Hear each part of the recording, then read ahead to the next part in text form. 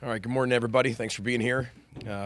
Really looking forward to the game this week at Wrigley Field. Should be a great venue and environment for our fans and our players, so really looking forward to that. Players responded really well last night, had a great practice.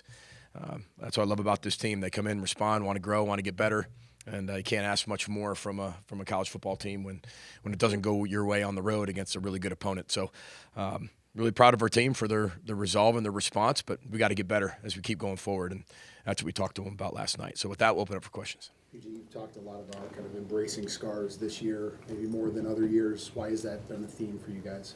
Well, I think just a life theme. I don't know if it's just necessarily this year. I think every year brings a lot of great times, and it brings a lot of hard times. I think our scars remind us of where we've been. I think that's necessary. And you look at our football team, for the most part, pretty young and inexperienced football team at a lot of key positions. Again, that's not an excuse for anything. It's just it is what it is. And those guys you can't skip steps in the journey of development. And those scars remind us of where we've been. And you're going to have to be able to have those scars at some point. Because when you look at it, I mean, it'll bring you back to some of your hardest times and what you were able to overcome and the fortitude to continue to move forward. So, I don't know if it's necessarily more scars or less scars necessarily than any other year, but we promote the embracing all of those scars and not ignoring those. BJ, can you give a little update? It's been a while since I've asked about NIL and where things are at with that.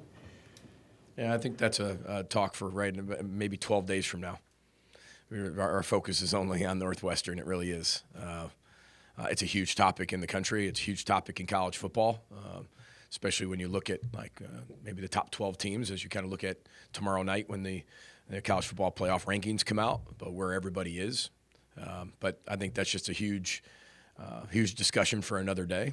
But we're working really hard at it, Dave. Working really, really hard at it, that's for sure. So that's just one thing with the run game all season. And you talk about your three criteria you always use to evaluate what's going on. Mm-hmm. So when you look at those three buckets, how do you kind of use it to evaluate what the run game is at?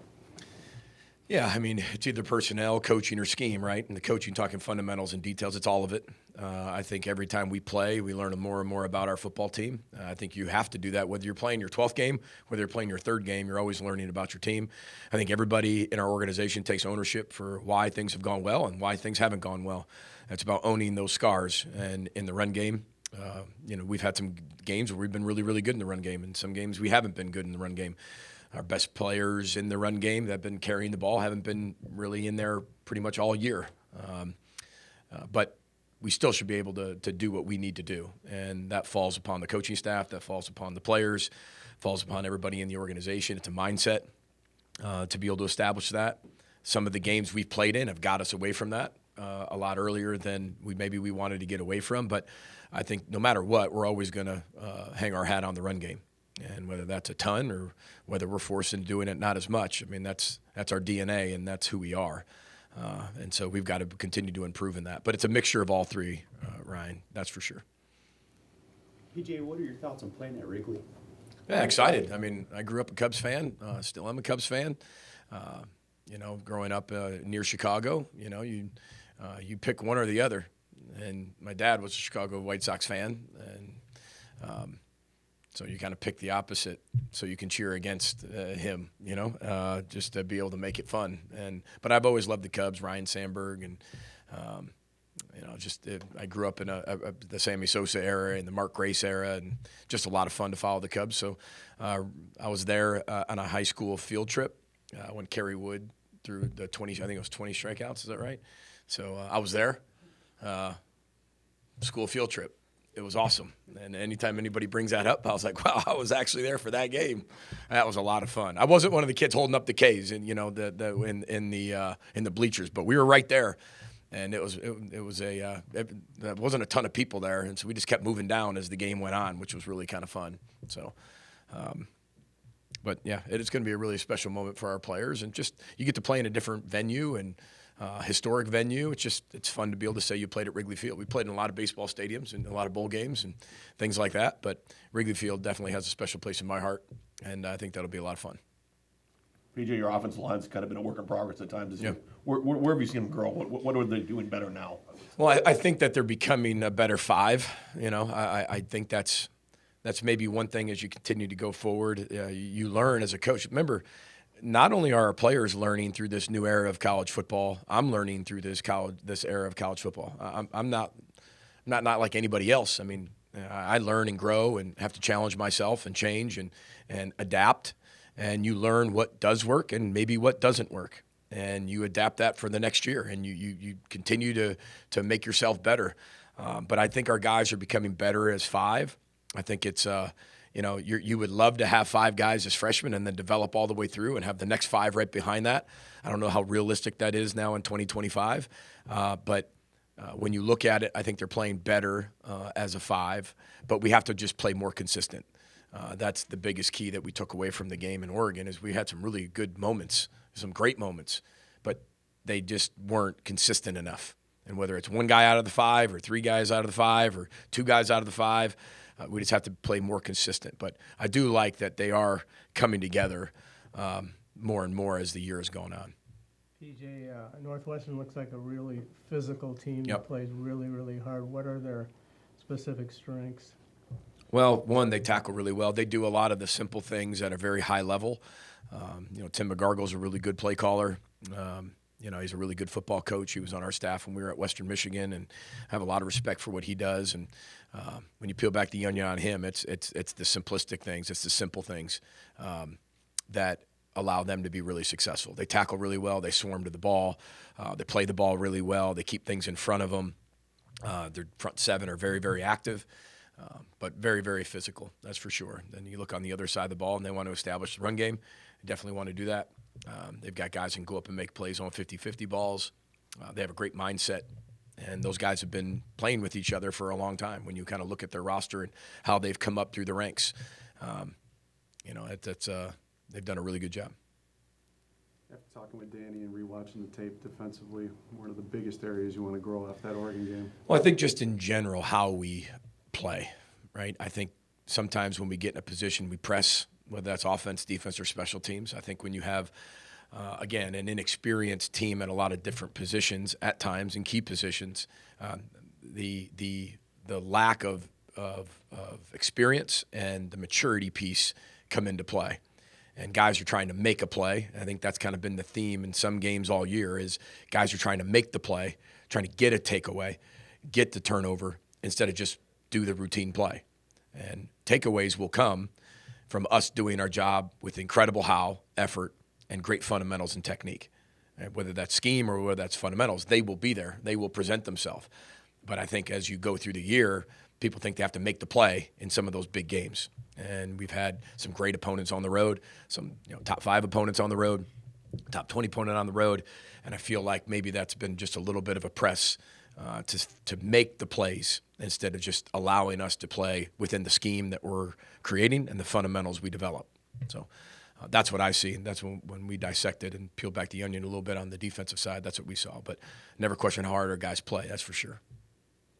Can you take us through a little bit how you prepare, PJ, as far as footwear, going to that field later in the year now, kind of cold weather football and a field that was played on last week? Yeah, a baseball field, new grass, played on last week. It's supposed to rain a little bit on Friday, so I'm sure it'll be that long. But yeah, I mean, we've already started that last night at practice. So all the guys were wearing certain cleats and different cleats that Brady, our equipment manager, presents to us, and finding out what guys like and how good they feel in them, and just getting the feel for a different cleat. So yeah, that's pretty much it. That's what you prepare for. So we talked about that in the off season as well. PJ, wanted to follow up on talking to Eugene about kind of the macro level of how you feel about this program and closing the gap with some of the best in the business. Yeah, I mean, maybe it wasn't a great choice of words for me in talking about closing the gap, but yeah, I mean, I feel like we are going to continue to compete at the highest level, and that's the person I am. That's the competitor I am. I wouldn't coach if I didn't think that, but just because you want that doesn't mean that's going to happen. We're sitting 6-4. There's a lot of really good football teams in the country that are 6-4, including us.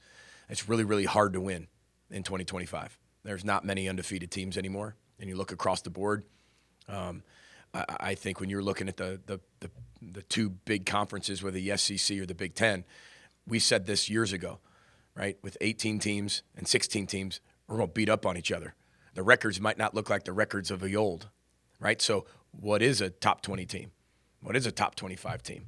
There's a 7-3 SEC team ranked really high because of who they play. Probably they should be. Big Ten teams that are 7-3 ranked pretty high probably should be.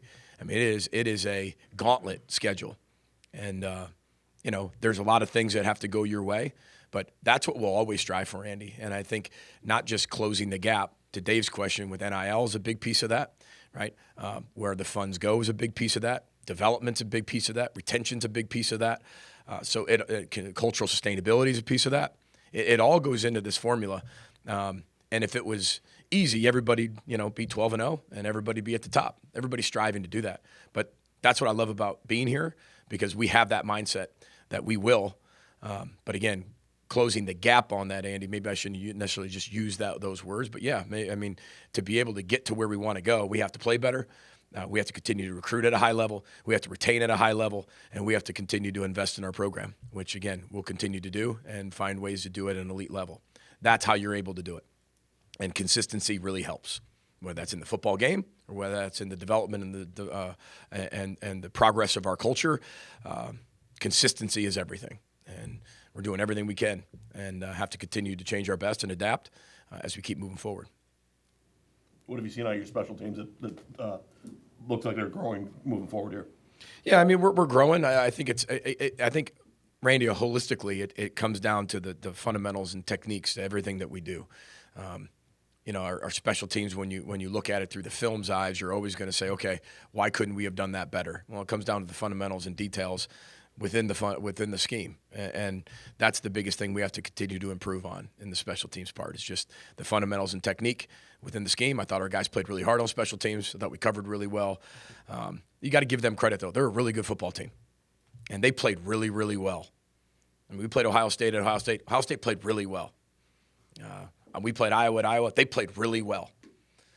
We played Oregon at Oregon. They played really well. This isn't like they had 5 turnovers, right? And we're at their place, and we're in it.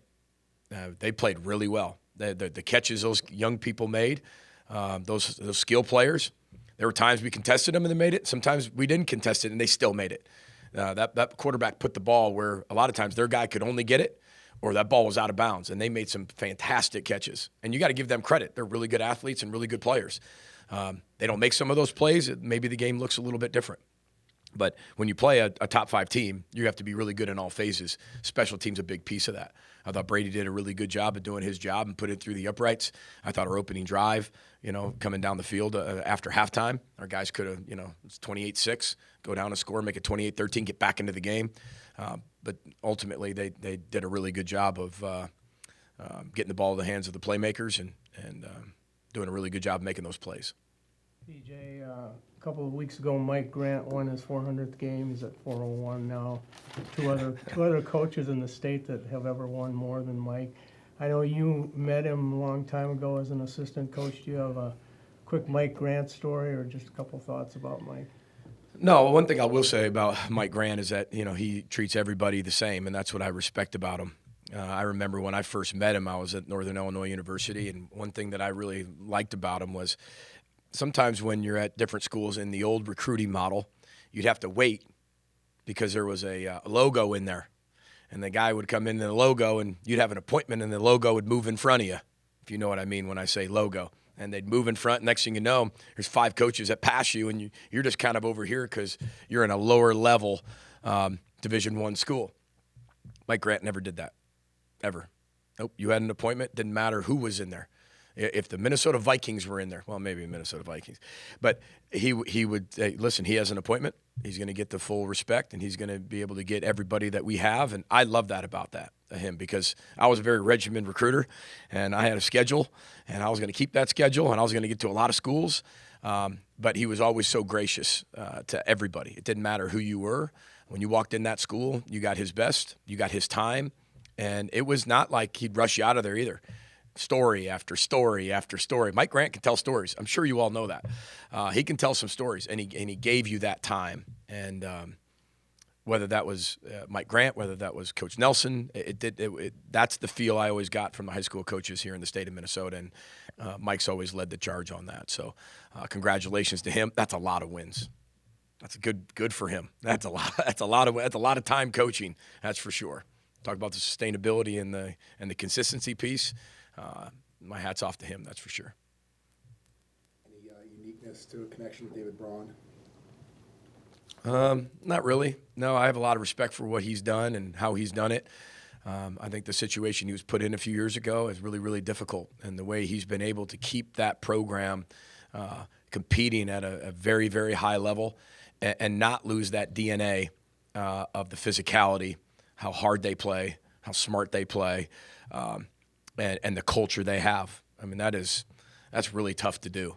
And I have a lot of respect for him. Get to see each other in Big Ten meetings, and I think he's a fantastic defensive football coach. The guys play incredibly hard for him. He's really passionate about his team.